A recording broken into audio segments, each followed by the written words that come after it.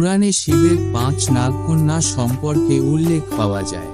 মধুশ্রাবণী ব্রতকথায় এই 5 নাগকন্যাদের পরিচয় দেওয়া হয়েছে। কিভাবে উৎপত্তি এই নাগকন্যাদের, কি নাম তাদের, সে সবই এখানে বিস্তারিত জানানো হলো। শিবের সন্তান হিসেবে আমরা সাধারণত গণেশ ও কার্তিকের নামই বলে থাকি। কেউ কেউ অশোক সুন্দরী ও মনসার কথা জানেন, কিন্তু খুব কম জনেরাই জানেন যে শিবের 5টি নাগকন্যা রয়েছে। মধুশ্রাবণীর কাহিনীতে শিবের এই 5 নাগকন্যার বর্ণনা করা হয়। শিবের এই 5 নাগকন্যার পুজো করলে ব্যক্তির পরিবারের ধনধান্যের কোনো অভাব থাকে না, পাশাপাশি অকাল মৃত্যুর ভয় থেকেও মুক্তি পাওয়া যায়। এছাড়াও পৃথক পৃথক ধর্মগ্রন্থে শিবের এই 5 নাগকন্যার উল্লেখ রয়েছে।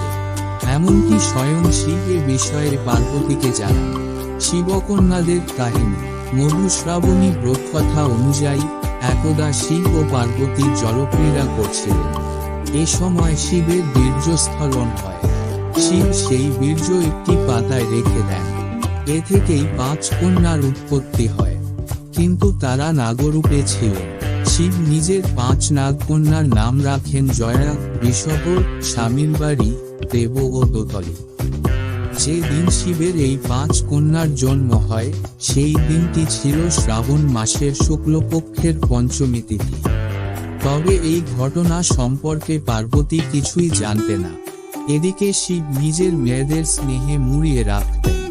প্রতিদিন সেই সরোবরের কাছে গিয়ে শিব নাগকন্যাদের সঙ্গে সাক্ষাৎ ও তাদের সঙ্গে খেলা করতেন। শিবের পিছু নেন তিনি। পার্বতী লুকিয়ে দেখেন যে শিব সেই 5 নাগকন্যাকে পিতার মতো স্নেহ করছেন ও তাদের সঙ্গে খেলছেন। এটি দেখার পর পার্বতী অত্যন্ত ক্ষুব্ধ হয়ে পড়েন। নাগকন্যাদের মারার জন্য নিজের পা তোলেন তিনি। পার্বতীকে ক্ষুব্ধ দেখে শিব তাকে আটকান এবং জানান যে সেই 5 জনই তার কন্যা। এ কথা জানার পর পার্বতী চমকে ওঠেন। তখন শিব পার্বতীকে সেই 5 কন্যার জন্মের কাহিনী শোনান। পার্বতী খুশি মনে সেই 5 জনকে নিজের কন্যা হিসেবে স্বীকার করে নেন।